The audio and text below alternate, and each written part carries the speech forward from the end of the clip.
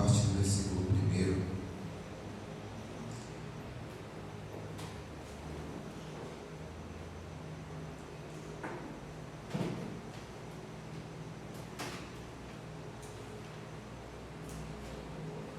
Coríntios capítulo 8, versículo de número 1, a seguir diz assim: com respeito aos alimentos sacrificados aos ídolos, sabemos que todos temos conhecimento. O conhecimento traz orgulho, mas o amor edifica. Quem pensa conhecer alguma coisa ainda não conhece como deveria, mas quem ama a Deus, este é conhecido por Deus. Portanto, com relação ao alimento sacrificado aos ídolos, sabemos que o ídolo não significa nada no mundo e que só existe um Deus. Quero que vocês guardem isso. Sabemos que o ídolo não significa nada no mundo e que só existe um Deus. Pois mesmo que haja os chamados deuses, quer no céu, quer na terra, como de fato há muitos deuses e muitos senhores, para nós, porém, há um único Deus, o Pai de quem vêm todas as coisas e para quem vivemos, e um só Senhor, Jesus Cristo, por meio de quem vieram todas as coisas e por meio de quem vivemos. Contudo, nem todos têm esse conhecimento. Alguns, ainda habituados com os ídolos, comem esses alimentos como se fosse um sacrifício idólatra. E como a consciência deles é fraca, fica contaminada. A comida, porém, não nos torna aceitáveis diante de Deus. Não seremos piores se não comermos, nem melhores se comermos. Contudo, tenham cuidado para que o exercício da liberdade de vocês não se torne uma pedra de tropeço para os fracos. Pois se alguém que tem a consciência fraca vir vocês que têm este conhecimento comer num templo de ídolos, não será induzido a comer do que foi sacrificado a ídolos? Assim, esse irmão fraco, por quem Cristo morreu, é destruído por causa do conhecimento que você tem. Quando você peca contra seus irmãos dessa maneira, ferindo a consciência fraca deles, peca contra Cristo. Portanto, se aquilo que eu como leva o meu irmão a pecar, nunca mais comerei carne para não fazer meu irmão tropeçar. Amém. Irmãos, hoje eu confesso que eu quero ser aqui o mais breve possível, pois o cansaço é talvez um pouco aparente e visível a todos, mas eu quero me esforçar para, mesmo com essa brevidade, estar transmitindo uma palavra que possa edificá-los, uma palavra da parte do Senhor. Aqui Paulo ele fala sobre uma questão que era interpretada de maneira talvez equivocada pelos irmãos de Corinto, que é em relação à comida sacrificada a ídolos, tendo em vista que Corinto se tratava de uma cidade muito idólatra, uma cidade que era pautada na pluralidade de deuses. Isso era algo comum no coração e na vida dos seus habitantes. Todavia, o Evangelho ele sempre traz esclarecimentos e verdades práticas para a nossa vida. Eu costumo dizer que o Evangelho ele é libertador, pois ele de fato nos esclarece dúvidas e até mesmo as dúvidas mais profundas do nosso coração. E aqui Paulo ele fala sobre talvez essa possível dúvida, embora ele diz que aqueles irmãos já tinham conhecimento, mas partindo do pressuposto de que isso era uma possível dúvida no meio daquela igreja, assim trataremos e daqui partiremos para o entendimento do que diz esse texto acerca da comida sacrificada aos ídolos, os alimentos sacrificados aos ídolos. Eu quero também, desde já, chamar a atenção dos irmãos para o fato de que nós vivemos em um país que é fundamentado em diversas culturas, e tendo isso em vista, cada cultura traz o seu modo de viver e o seu modo de crer. Assim sendo, o Evangelho ele está introduzido em um meio onde as pessoas elas pensam e elas entendem e elas vivem suas vidas de diversas maneiras diferentes. Com o avanço e com o progresso do Evangelho, muitas pessoas vão se aderindo à Igreja de Cristo, muitas pessoas vão se achegando à Igreja, muitas pessoas vão sendo introduzidas ao corpo de Cristo. E quando elas chegam com a mente que viviam lá fora. Elas chegam com as ideias e com a cultura daquilo que elas aprenderam quando ainda não estavam na igreja, quando ainda não faziam parte do corpo de Cristo. Então a palavra, ela é a água que vai purificar a mente dessas pessoas, a fim de que elas se desapeguem de todos esses rituais, de todas essas tradições, de toda essa cultura que não concerne naquilo que o Evangelho de Cristo, aquilo que os princípios de Deus têm para a vida delas. Então acredito que isso seja algo também pertinente a nós, ao nosso tempo e ao nosso local de habitação, a nossa sociedade, a nossa nação, que também é envolta em uma cultura ou uma pluralidade de culturas. Então, Paulo ele fala sobre esse entendimento porque estava existindo divergências entre os irmãos em relação à comida que era sacrificada a um ídolo prejudicar a vida de alguém que agora fazia parte do cristianismo, que agora fazia parte do corpo de Cristo. E Paulo ele começa explicando essa questão, dizendo que o ídolo nada significa no mundo e que só existe um Deus. Partindo desse entendimento, Paulo ele já diz que o fato de algo ser sacrificado a alguém que não seja Deus não tem validade alguma, porque a atribuição do sacrifício que não é destinado a Deus é destinado a algo inexistente, ou seja, ao ídolo. Tudo que pensarmos em termos de divindade que não seja Deus é apenas algo criado pela nossa própria imaginação, é apenas algo inventado por nós mesmos. Davi, vamos aprender?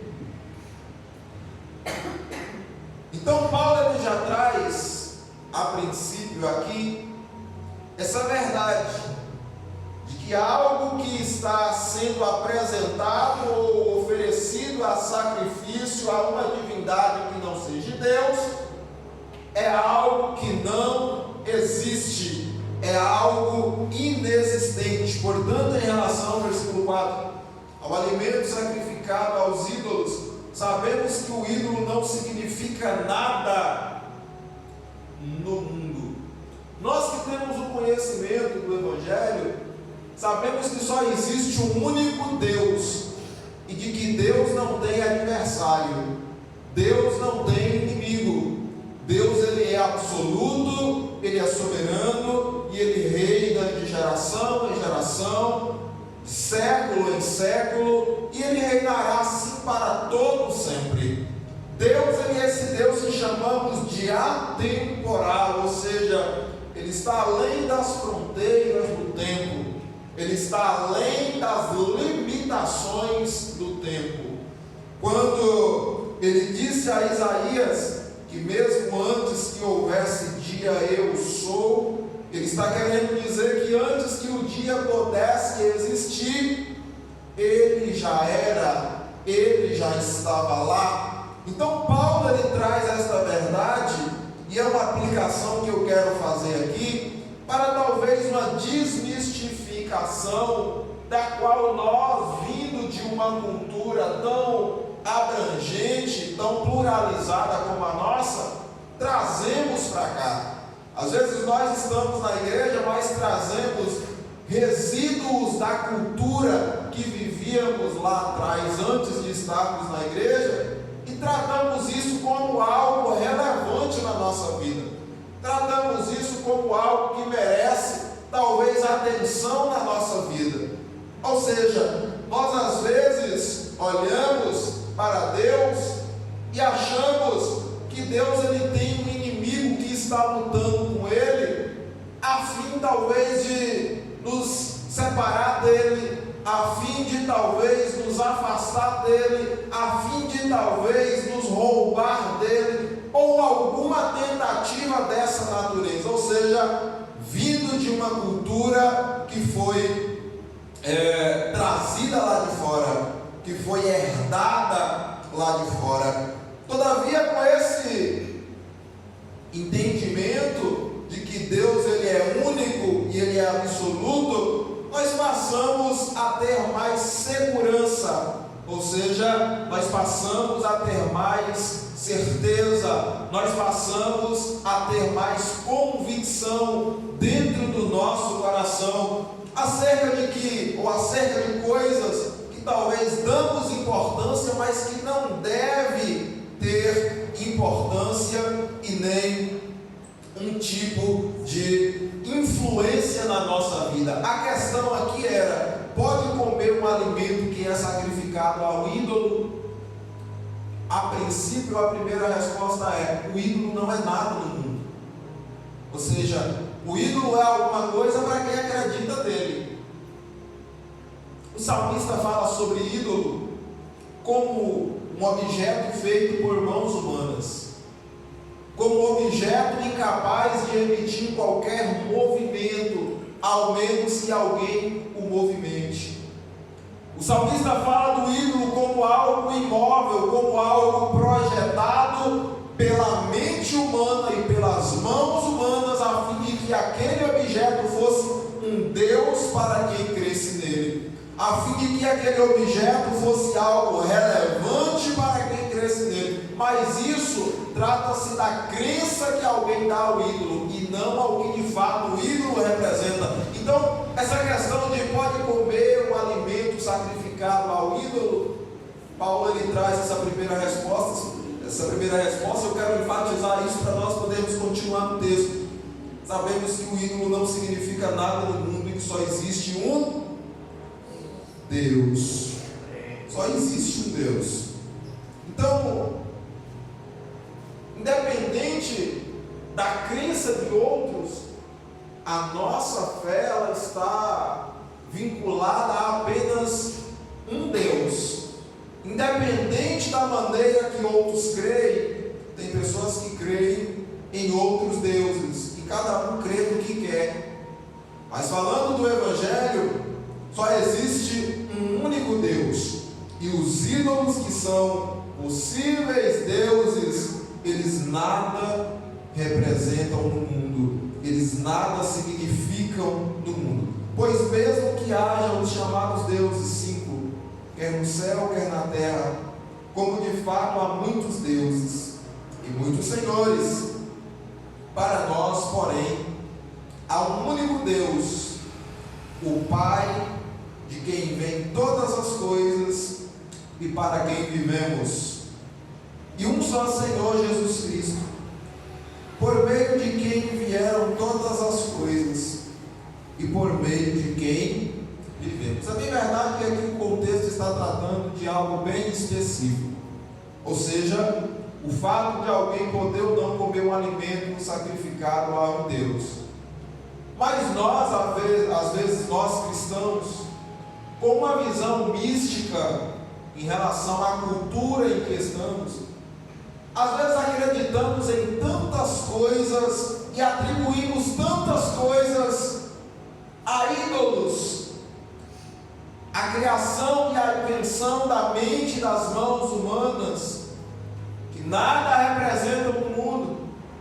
Às vezes por algum acontecimento que não foi tão bom para nós, ou que aconteceu à nossa volta e que não foi tão bom, a gente já diz logo foi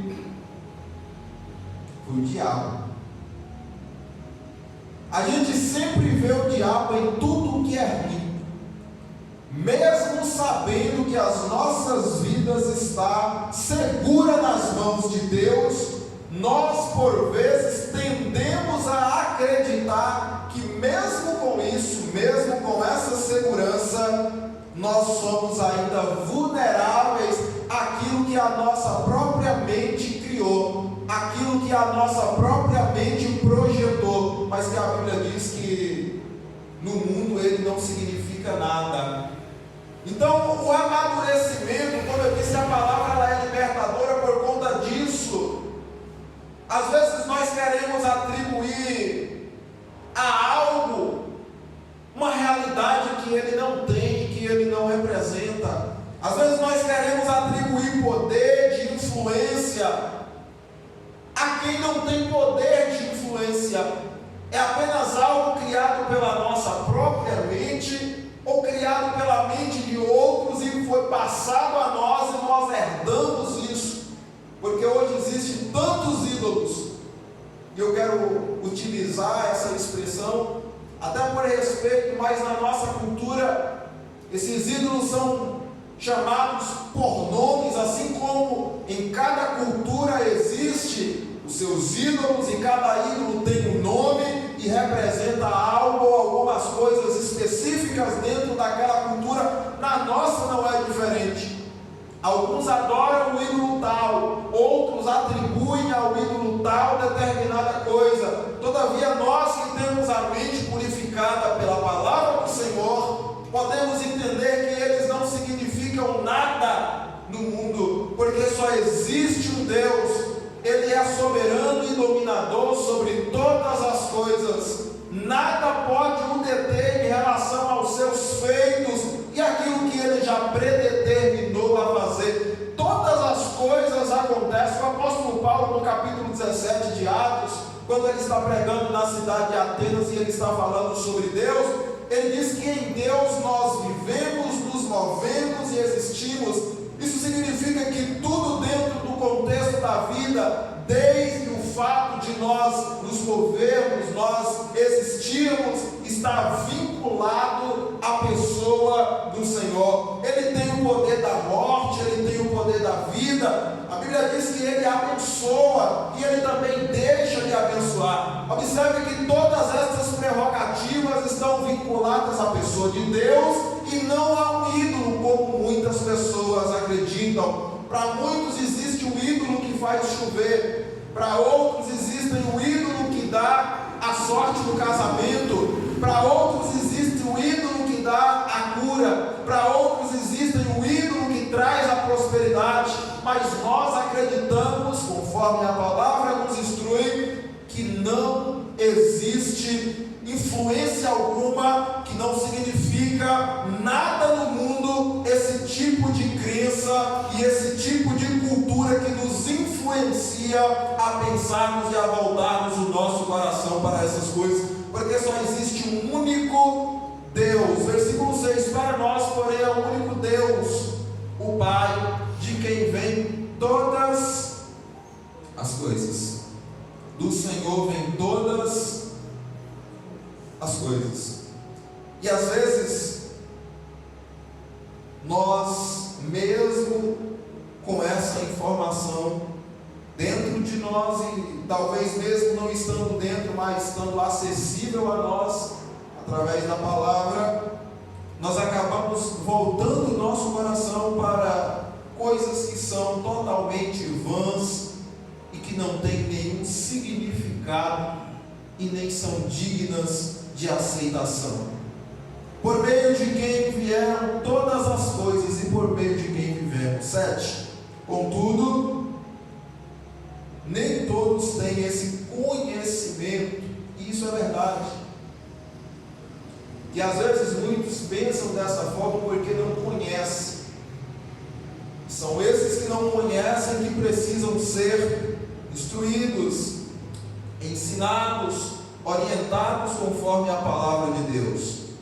Alguns ainda habitualmente com os ídolos comem esses alimentos como se fosse um sacrifício idólatra, e como a consciência deles é fraca, fica contaminada. Meu Deus, passei na rua e vi um negócio lá que foi feito para uma divindade. Misericórdia, eu vou chegar em casa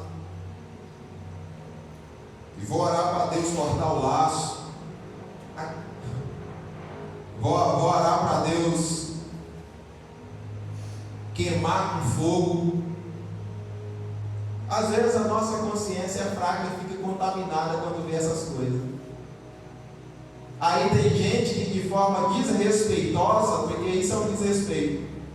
Se eu estou vendo algo de uma outra religião, independente de qual que for, que esteja lá e que foi feito lá, eu deixo lá, eu respeito. E esse deve ser o nosso papel. Quando Paulo chegou em Atenas, capítulo 17, Lucas registra que ele viu ali vários altares, ou seja, existiam várias divindades ali, existiam vários ídolos que eram adorados em Atenas. Todavia, Paulo, o texto não diz que ele jogou pedra, o texto não diz que ele xingou, o texto diz que ele ficou indignado, e essa indignação foi pessoal, porque dentro dele havia uma convicção de que aquilo era errado. Mas mesmo com a convicção de que aquilo era errado, houve também o respeito, a ética pessoal, a maneira de se entender que a sociedade não deve, ou pelo menos nunca pensou de uma única forma, de que no tocante ao Evangelho somente o Espírito Santo pode convencer o coração de alguém a deixar talvez uma vida e práticas errôneas que ela faz e crenças erradas que ela tem. Porque não adianta nada alguém pegar um ídolo que está na mesa, que está no rack, que está na estante da sala e jogar fora, mas esse ídolo não sair do coração dela. Porque a transformação do Evangelho não é nas coisas que estão por fora, a transformação do Evangelho é nas coisas que estão dentro. Os irmãos podem perceber que a Bíblia diz que quando Deus tira o povo de Israel da terra do Egito e os leva para o deserto, a fim de os colocar na terra prometida, a terra de Canaã, hora ou outra, o povo sempre murmurava contra Deus e contra Moisés, e sempre se lembrava das coisas que tinham no Egito, e sempre diziam a Moisés: por que tu nos tirou do Egito para nos fazer morrer nesse deserto? Quando faltava água, o povo murmurava dizendo: por que tu nos trouxe para morrer no deserto? Do Egito não era melhor? Quando faltava comida, o povo dizia: por que tu nos trouxe para morrer aqui de fome? Lá os pepinos, os legumes do Egito não era melhor? Então observe que o povo já estava fora do Egito, mas o Egito ainda continuava dentro do povo. Então as coisas que Deus ele tem por propósito tirar do coração do homem são as coisas que estão dentro do homem, ou tirar da vida do homem, são as coisas que estão dentro do homem, porque consequentemente, se o homem não tiver algo em seu coração, dentro do seu coração, mesmo que isso exista do lado de fora, não terá relevância e nem influência na sua vida. O versículo 7: contudo, nem todos têm esse conhecimento. Aí tem gente que chega lá e vê, porque, como eu disse a vocês, nós estamos em um país estruturado em várias culturas, principalmente aqui a nossa Bahia tem uma cultura fortíssima, culturas de raízes africanas, e todos vocês sabem disso, que aqui na Bahia principalmente, e talvez daí surge então a expressão Bahia de Todos os Santos, é exatamente por conta da cultura existente aqui na Bahia. A Bahia é um local de vários povos e de várias culturas, assim como na nossa nação, assim como no nosso Brasil. E nós, como cristãos, precisamos olhar com maturidade para tudo que acontece à nossa volta. Nós precisamos ter sabedoria, e eu falei aqui outro dia sobre isso, para podermos entender o contexto em que nós estamos. O Evangelho não é um Evangelho de desrespeito. O Evangelho, ele confronta com a palavra, mas ele não é um Evangelho de desrespeito. E nós, muitas vezes, até por falta de conhecimento, agimos de maneira equivocada e com ignorância em relação a determinadas coisas. Às vezes, como eu estou apenas citando um exemplo, às vezes nós vemos uma situação dessa acontecendo, às vezes nós vemos algo desse modo na nossa frente, diante de nós, e nós agimos às vezes de forma totalmente, preconceituosa em relação a essas coisas. Às vezes a nossa ação é totalmente descabida em relação a essas coisas. Porque se dentro de nós existe a convicção de que nós estamos seguros em Deus e de que aquilo ali nada significa no mundo porque só existe um Deus, o nosso coração tem paz. Pode ter milho, pode ter pipoca, pode ter... O que mais?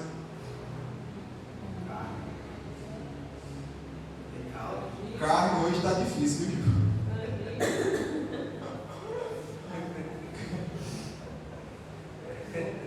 O santo hoje deixou de comer carne, que a picanha não saiu ainda.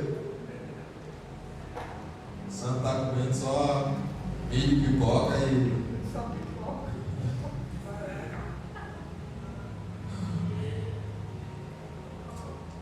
O santo agora está enrolado. Então pode ter tudo lá. Pode ter vela, pode ter... Quem acredita, acredita. Eu não acredito, então eu respeito aquilo lá. Quantas vezes eu não já vi situações de que pessoas passam e vê um negócio desse lá, vai lá e mete o pé, esculhamba e quebra tudo. Não faça isso. Isso é errado. Nós temos que respeitar as outras pessoas. É a mesma coisa de alguém chegar aqui, pegar uma Bíblia e rasgar na nossa frente. É desrespeito. É antiético, por mais que ela não acredite. E além de ser tudo isso, ainda é crime. Intolerância religiosa é crime. Então observe que nós precisamos nos pautar naquilo que o Senhor nos ensina, para que nós possamos ser moderados. A moderação, ela é conforme a instrução da palavra, a instrução bíblica. Contudo, nem todos têm esse conhecimento. Versículo 7. Alguns, ainda habituados com os ídolos, comem esse alimento como se fosse um sacrifício idólatra. E como a consciência deles é fraca, fica contaminada. Meu Deus, para que eu fui comer isso? Foi fulano de tal que fez. E lá na cozinha de fulano de tal tinha santo não sei quem, tinha Maria não sei de quê, tinha... Não vou falar o nome não. Daqui agora eu peguei. E aí ela vai se a própria mente dela vai culpando, e tem gente que fica doente por causa disso. Tem muita gente com problema na vida porque ela projetou algo na mente que nem existe, porque a mente dela alimentou uma crença que ela mesma criou, que não tem fundamento de nada, e ela se apegou tanto àquilo ali que ela ficou doente, talvez por ter entendido que fez algo errado com aquele ídolo que ela para si criou.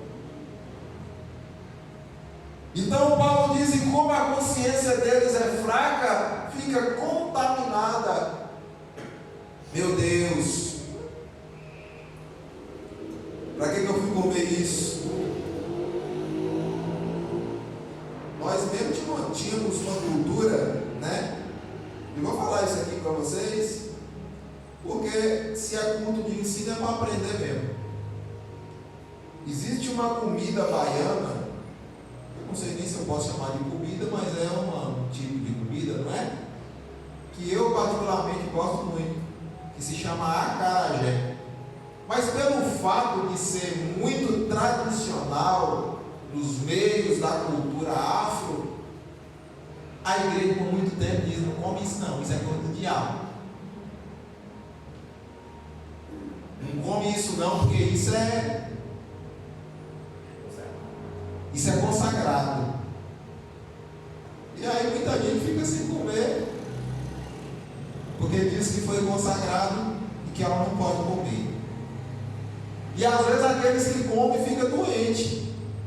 Meu Deus, eu peguei contra o Espírito Santo, blasfemei contra o Espírito Santo. Aí Paulo diz que como a consciência deles é fraca, fica contaminada.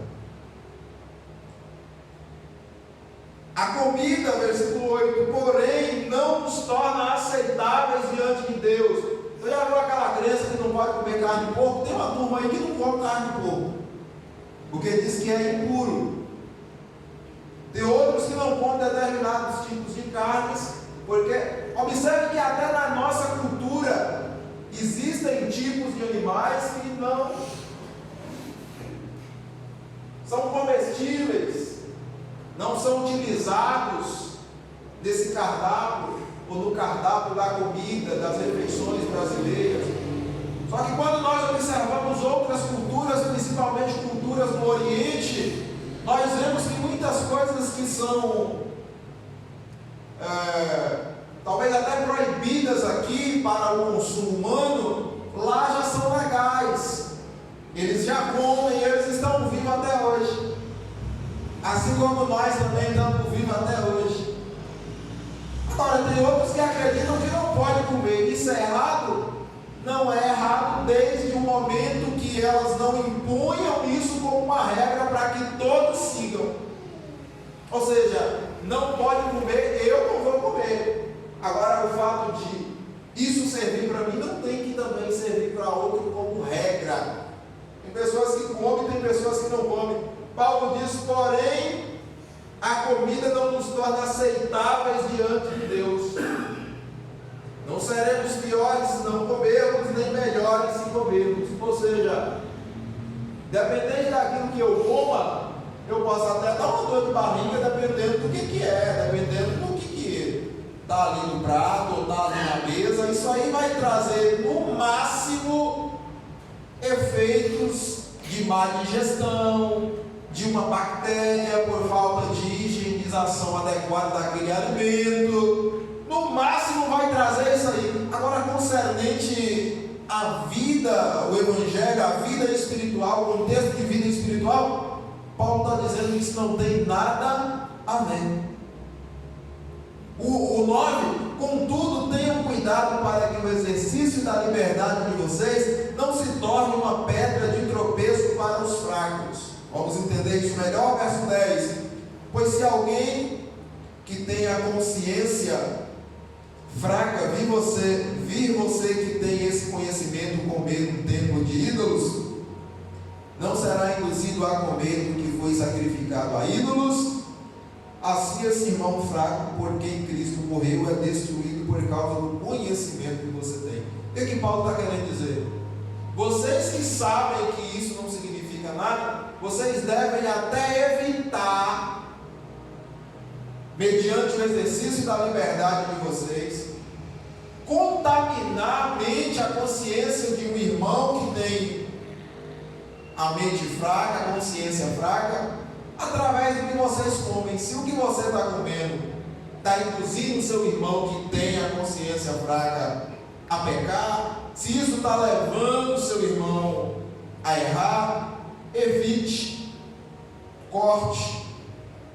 Assim esse irmão fraco por quem Cristo morreu, versículo 11, é destruído por causa do conhecimento que você tem.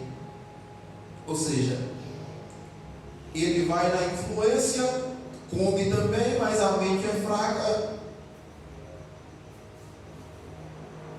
Ele se culpa por causa daquilo ali, ele fica doente por causa daquilo ali. O texto diz que ele é destruído por causa daquilo ali. Aí o 12 diz: quando você peca contra seus irmãos dessa maneira, ferindo a consciência fraca deles, peca contra Cristo. Então tem coisas que não é que é errado a gente fazer no tocante a isso, é que a gente não faz porque a gente sabe que tem outro tipo de gente que vai fracassar ao ver a gente fazer aquele tipo, tomar aquele tipo de decisão. Quando você peca contra seus irmãos dessa maneira, ferindo a consciência fraca deles, peca contra Cristo. Portanto, se aquilo que eu como leva o meu irmão a pecar, nunca mais comerei carne para não fazer meu irmão tropeçar. Paulo também fala sobre isso em Romanos, salvo engano, capítulo 14 e 15. E ali ele fala tanto sobre a questão da comida, como sobre a questão de guardar dias. Observe que isso não tem nenhum valor de influência na nossa vida em relação a sermos crentes ou não sermos crentes, a sermos mais santos ou sermos menos santos. Isso não tem nada a ver. Então, o que podemos aprender disso aqui? Deus, ele é único e soberano, e todas as outras coisas que existem estão subordinadas a Ele. Deus, ele é o único Deus, santo no céu, na terra e em todo o universo, hoje, ontem, amanhã e eternamente. Nada do que acontece, ou do que porventura possa acontecer, pode frustrar ou alterar os propósitos de Deus que já foram designados antes mesmo que a terra existisse. Aquilo que as pessoas elas acreditam e colocam como deuses em suas vidas, foi o próprio coração humano que projetou na tentativa de se desvincular do seu Criador e trazer para si algo que fosse visível, algo que fosse palpável, diferentemente do que o Senhor é. A Bíblia diz que o Senhor é o Espírito, 2 Coríntios capítulo 4, e aonde o Espírito do Senhor está, ali a liberdade. No capítulo 4 de João, Jesus diz: porque Deus é Espírito, e aqueles, portanto, aqueles que o adorem em Espírito e em verdade. Ou seja, Deus, ele não é um ser que pode ser apalpado. Deus não é um ser que pode ser visto pelos olhos carnais e humanos. Deus não é um ser material, mas Ele é real e Ele se manifesta de diversas formas, fazendo assim, fortalecendo ainda mais o fato do que a sua palavra nos mostra, de que Ele é o Deus Criador do céu, Criador da terra, e de que tudo que neles há são obra das suas mãos. Ele é o Deus que estava lá quando os fundamentos da terra foram lançados. Ele é o Deus que disse: haja luz, e houve luz. Ele é o Deus que separou a porção seca dos mares e disse que haja porção seca embaixo do firmamento e que haja uma porção de águas por cima do firmamento. Ele é o Deus que deu ordem à terra para que a terra produzisse todo tipo de erva, todo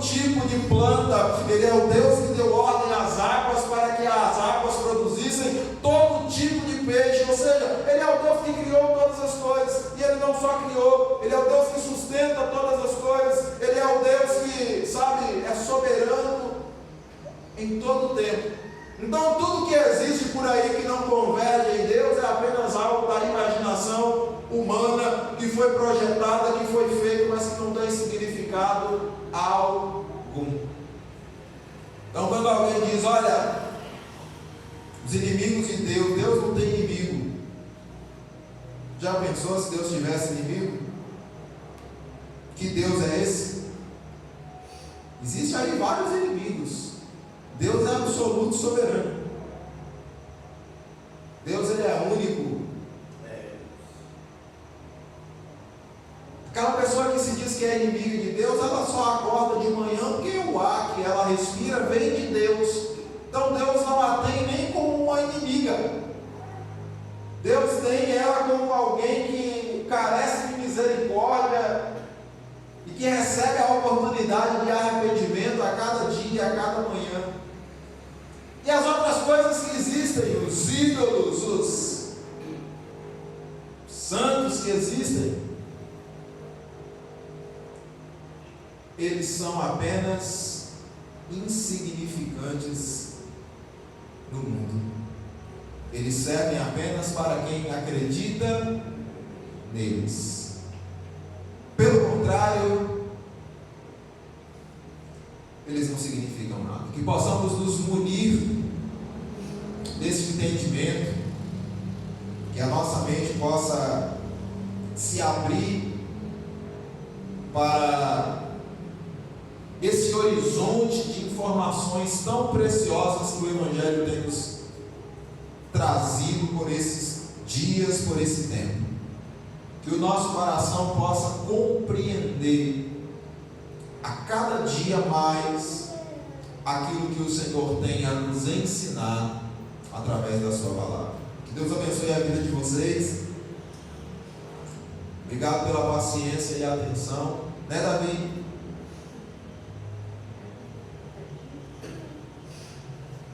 Quero orar com vocês, agradecendo ao Senhor.